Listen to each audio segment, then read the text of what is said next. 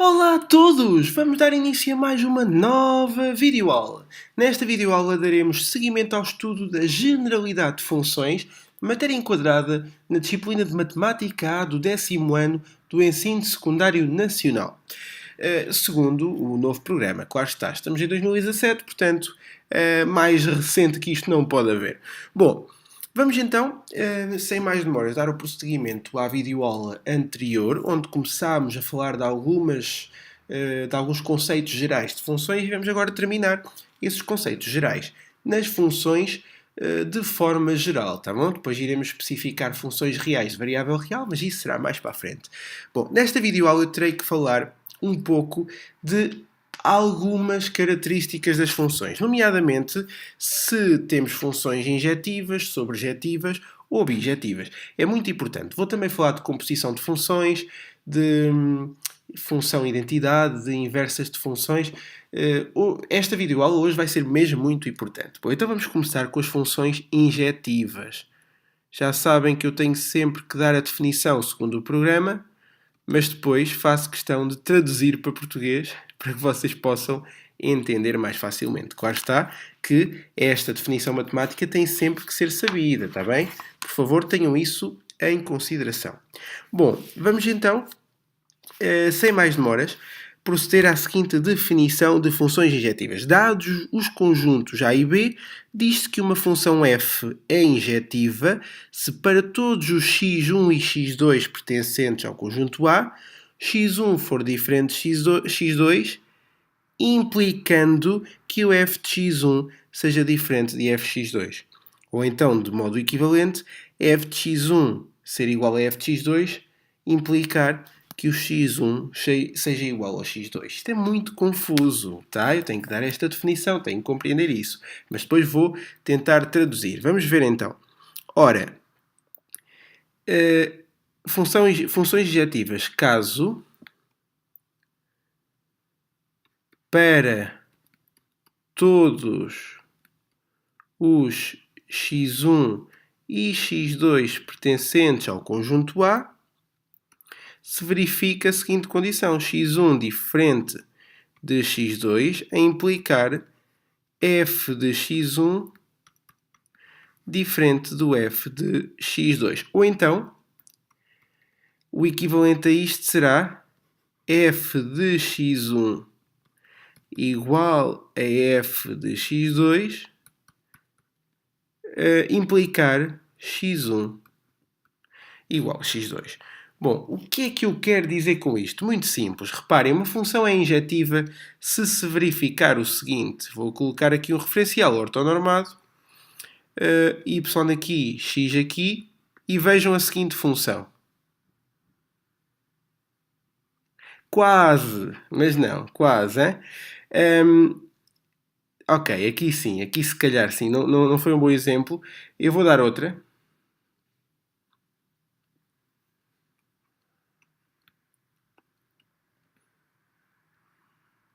Pronto, e agora vejam, aqui neste pequeno traçado, este x tem este y, mas este x continua com o mesmo y. Portanto, eu tenho x1 e tenho x2 e tenho o mesmo y, o mesmo f de x para cada um dos dois. Por outras palavras, se eu fizer traçar uma reta paralela ao eixo do x, eu toco em mais de um ponto desta função. Então esta não é injetiva. Não é injetiva. Agora vejam aqui, qualquer que seja o x1, qualquer que seja o x2, eu vou ter sempre f's diferentes. y1, y2. É ou não é verdade que x1 ser diferente de x2 implica que y1 seja diferente de y2? Claro que é. E o y1 é o f de x1, o y2 é o f de x2. Então, esta sim é injetiva. Por outras palavras, se eu fizer traçar uma reta paralela ao eixo do x, uma reta horizontal, ela só toca na função num só ponto. E então, isso dá-me garantias da função ser injetiva. Está entendido? Eu acho que se entende bem e acho que posso avançar então para as sobrejetivas. Bom, quanto às funções sobrejetivas, ora, depois temos videoaula com resolução de exercícios, portanto não se preocupem. Funções sobrejetivas ou subjetivas, deixem-me aqui escrever melhor. Ok. Não está muito melhor, mas é sobrejetivas. Ora, são sobrejetivas em que condições? Mais uma vez, tenho a obrigação de vos dar a definição matemática, mas depois faço-vos este apanhado para vocês entenderem melhor, ok? Bom, dados os conjuntos A e B, diz-se que uma função f é sobrejetiva se para todo o y pertencente a B existir um elemento x pertencente a A, tal que y seja igual a f de x. Portanto, uma função é sobrejetiva se e somente se coincidirem os respectivos contradomínio e conjunto de chegada. Tão simples, nem é preciso dizer mais nada, ok? Funções sobrejetivas quando contradomínio coincidir com o conjunto chegada. Bom, ao conjunto de chegada, que não tem mal nenhum se colocarem o de. Vejam então, imaginem que eu tenho aqui este caso. Imaginem que eu tenho aqui este também.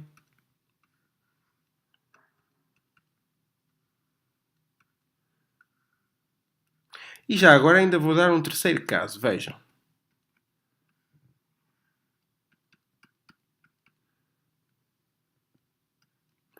Ora, está aqui. Ora, está aqui. E já agora, deixem cá ver. Ok, se calhar queria pôr uma cruz, era deste lado, é mais correto. Pronto. Vamos ver, vamos estudar estas três funções aqui. A verdade é que a primeira não é sobrejetiva. Não é sobrejetiva. Porquê? Porque se repararem, o meu contradomínio são apenas estas cruzinhas, que têm correspondência com o domínio, com o conjunto partida. Há aqui um valor que não tem correspondência. Então, o conjunto de chegada não coincide com o contradomínio. Aqui já coincide, portanto, esta é sobrejetiva. Está certo? Então, e esta aqui? Será que também é? Bom, sim senhora, esta também é. Reparem que o primeiro e o terceiro x coincidem com o mesmo y. Portanto, continua a ser sobrejetiva. Só há aqui um pormenor. Enquanto que a do meio é também injetiva, portanto é sobrejetiva e injetiva, esta acaba por ser subjetiva, mas não injetiva.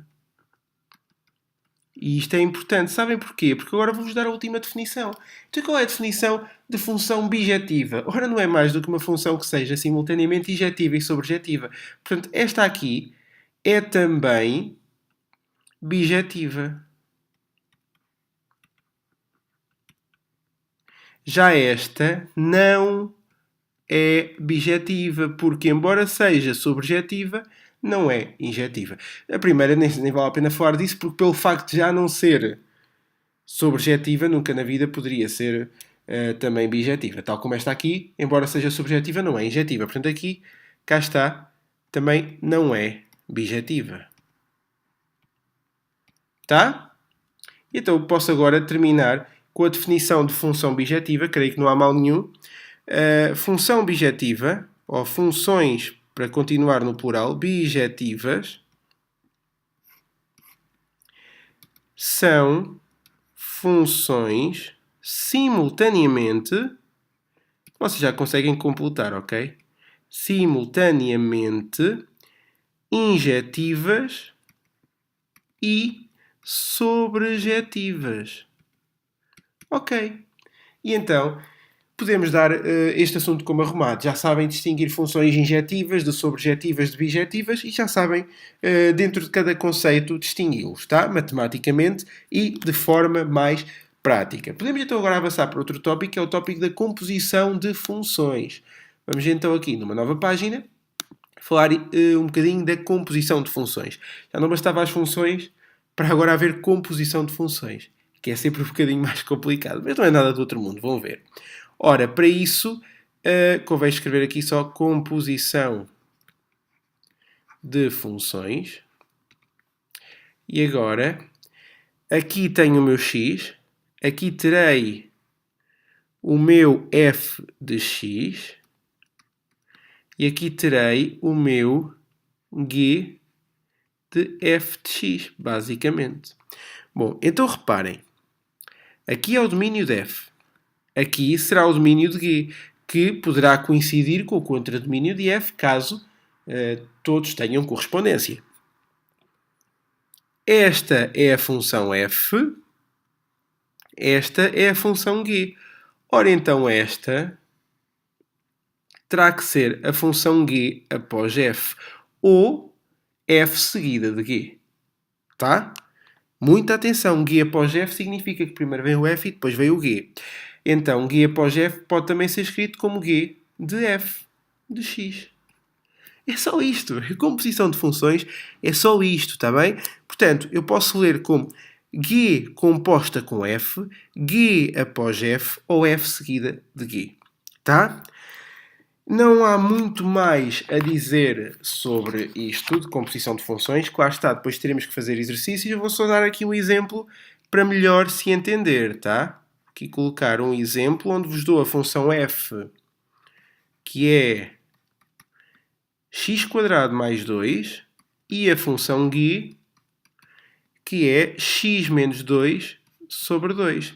E primeiro vou pedir a expressão de f após g, depois vou pedir a expressão de g após f. E reparem que se eu pedisse f após g de 2, primeiro chegava à expressão analítica de f após g e depois substituiria o x por 2. Tão simples quanto isto, está bem? Portanto, muita atenção quanto a isso. Reparem então que f após g será f do g de x. Portanto, eu vou aqui escrever o meu f, só que no x do f escrevo g. Portanto, se está x ao quadrado, tem que estar x menos 2, tudo sobre 2, tudo ao quadrado. E agora sim, mais 2. Ou seja, eu vou representar a função f, mas no x da f, na realidade, quem é que está no lugar do x da f? Não é todo o g de x? Então, no x da f eu tenho que substituir pelo g de x. Aqui será ao contrário. Eu vou escrever a g de x, mas no x da g de x, escrevo o f de x. Será g de f de x, que se repararem fica x² mais 2, tudo a subtrair por 2 sobre 2.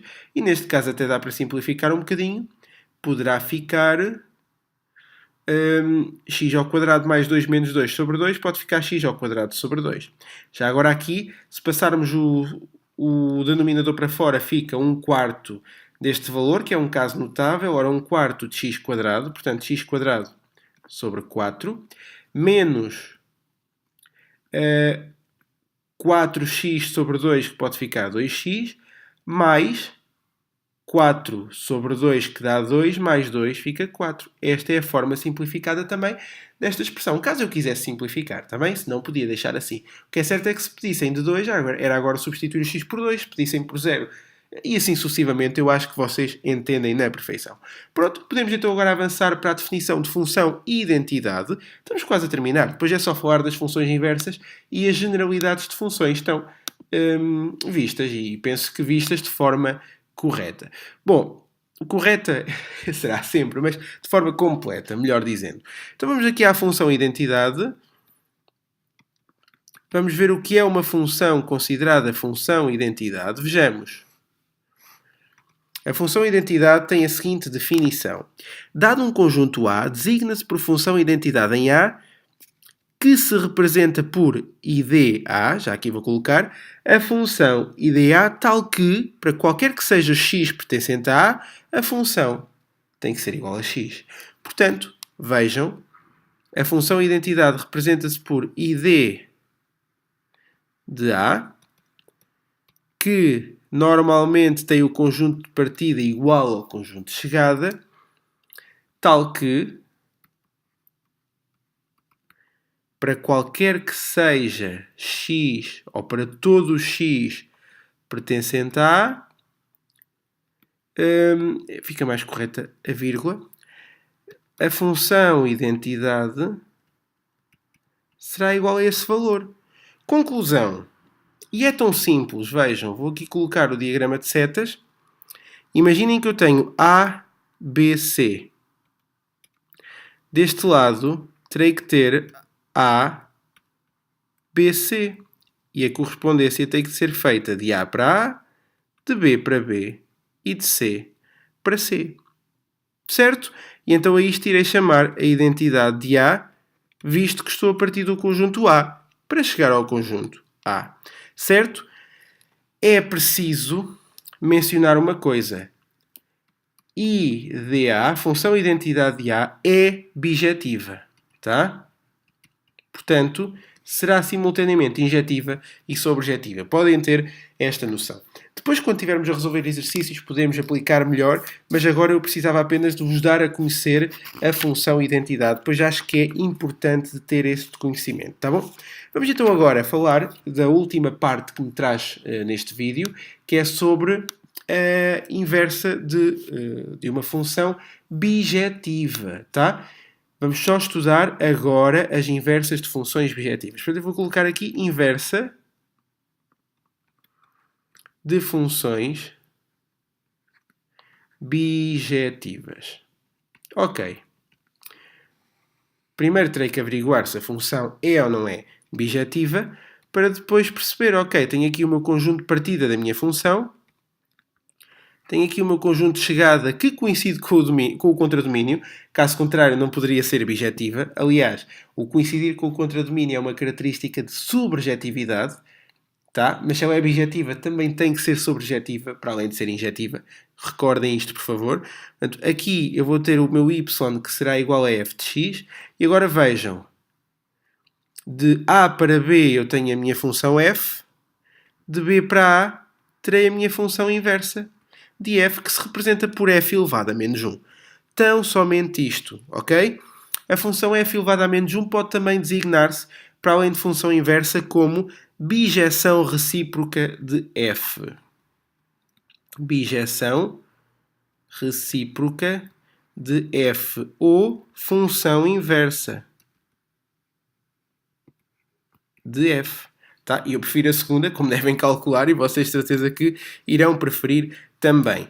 É então muito importante perceber que, considerando uma função que parte do conjunto A para chegar ao conjunto B, designamos por função inversa aquela que parte do conjunto B para chegar ao conjunto A, tal que, para qualquer que seja o y pertencente ao conjunto B, a inversa, com base nos y, tem que dar o valor de x associado a cada y. Portanto, eu vou passar a ter x igual a f de y e não y igual a f de x. Já estão então a ver como é que iremos obter uma função inversa. Se não estão a ver, eu vou-vos já explicar. Eu creio que não seja muito difícil também.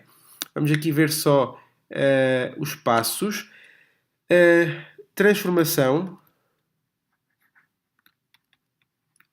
de f em f menos 1. É muito simples. Primeiro passo, resolver a equação y igual a f de x em ordem a x. No segundo passo, substituir o nosso y por x e x pela função inversa. Eu ia escrever função inversa, mas porque pode depender, pode ser f, pode ser g, mas eu posso aqui colocar por f menos 1, visto que estou a considerar f. f menos 1 de x. É só isto. E sem mais demoras vou já dar-vos um exemplo. Considerando a função f de x igual a... E deixem-me ver que função é que eu posso dar. Deixem-me consultar aqui na cábula uma função... esta é demasiado fácil. Mas deixa cá ver. Ok, pode ser mesmo assim, não há problema. Pode ser esta. Ora... sim, pode ser. 3x menos 1.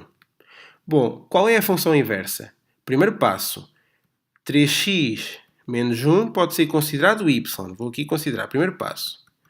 Então, 3x será y mais 1. Logo, o x será y mais 1 sobre 3. Então, o segundo passo não manda substituir o y por x e o x por f menos 1. Então, vejam que eu terei f menos 1 de x igual a x mais 1 sobre 3. E cá está. Esta é a minha função inversa. E é tão importante entender agora uma coisa. Reparem, o domínio da minha função inversa é, na realidade, o contradomínio da minha função original. Tal como o recíproco também se verifica. O contradomínio da função inversa será o domínio da função original. Isto é tão importante mesmo, está bem? Muita atenção. Veja, eu creio que não haja dificuldades. Eu parto de uma função, vou isolar o x e depois troco o y por x e troco o x pelo f menos 1. Ou pelo g menos 1 se aqui fosse g, ou por h menos 1 se aqui fosse h. Tem que ter cuidado quanto a esse aspecto. Tá? E depois saber, ok, o domínio desta função dar-me-á o contradomínio da original. O contradomínio desta dar-me-á o domínio da original. Ponto final, parágrafo. E uma das formas analíticas para chegar a um contradomínio de uma função é ir determinar a função inversa, saber o seu domínio e depois perceber, ok, então o contradomínio da original tem que ser igual ao domínio da inversa. Aqui, em ambos os casos, o domínio será R, porque todos os valores substituídos por x permitem um valor em y, tá? Mas pode nem sempre ser assim. Ok, temos aqui este exemplo, depois na videoaula com resolução de exercícios podemos aprofundar mais, devemos e vamos aprofundar mais, fica aqui a garantia. Agora, vou só falar aqui de dois casos muito rápidos para dar a videoaula por terminada. Vejamos. Primeiro caso, a inversa da função inversa. Isto podem ser consideradas notas. Vejam, se eu quiser a inversa da inversa, eu terei a própria função. É quase como aquela ideia. Uma coisa que não tem nada a ver, mas tem a raiz quadrada de 2, tudo ao quadrado. Não dá 2? Então uma coisa que vocês não dão e só é dado na universidade, mas tudo bem. O integral de uma função derivada. Também dá a própria função. Vejam, o integral e a derivada são funções inversas. A raiz quadrada e o quadrado são funções inversas. E elevado a ln do f de x. Também dá f de x. Porque a exponencial e o logaritmo de base neperiana são inversas. E eu posso pegar em exemplos inúmeros para que vocês percebam este conceito. Portanto, sempre que eu quiser inverter uma inversa... mas vejam, a justificação pode até ser mais simples. Se eu quiser desenvolver aquele caso, expoente de uma potência multiplica-se os expoentes. Portanto, menos 1 vezes menos 1. Isto dá ou não dá f elevado a 1? Que é f. Pronto, se quiséssemos ir pela parte algébrica, também dava assim. Tá? Mas tomem muita atenção, porque isto é muito importante. Se quiser a inversa da inversa, então considera a própria função. Outra nota que eu queria aqui considerar era, dada uma função sabendo f que parte do conjunto de partida A para chegar ao conjunto de chegada B, e agora colocar, sabendo que esta função é bijetiva, o que é que eu posso concluir? Que, primeiro, a inversa de f após f terá que dar a identidade em A, tal como a função após a sua inversa terá que dar a identidade em B. E pronto, não tem nada também que saber, creio que será muito fácil de perceber isto, ok? Primeiro fazem f após f menos 1, primeiro fazem f menos 1, que é de B a A, e depois têm que fazer f, que é de A a B, portanto terminam com a identidade em B. A inversa após a função, primeiro fazem a função, que é de A a B, e depois a inversa, que é de B a A, portanto terminam em A, função e identidade de A, ok? Pronto. E depois, exercícios iremos pôr em prática na videoaula com resolução de exercícios. Eu vou fazendo apenas nas teóricas alguns exercícios que considero importantes para esclarecer algumas dúvidas, mas, de grosso modo, aqui o que importa é passar a teoria, porque depois a prática será apreendida de forma mais correta e eficaz na videoaula com resolução de exercícios, ok? Espero que tenham gostado. Qualquer dúvida que tenham, por favor, não hesitem em contactar. Estou disponível para vos tirar todas as dúvidas que vocês tenham, assim eu vos consiga ajudar nas vossas dúvidas. E é tudo, está bem? Não se esqueçam de pôr like nos vídeos, de subscrever o canal, de partilhar com todos os vossos amigos e amigos dos vossos amigos e amigos dos amigos, até de quem ainda não é vosso amigo. Toda a gente, ok? Todos. Quanto a mim, já sabem, qualquer coisa têm onde me encontrar, tá? Um forte abraço matemático a todos. Adeus.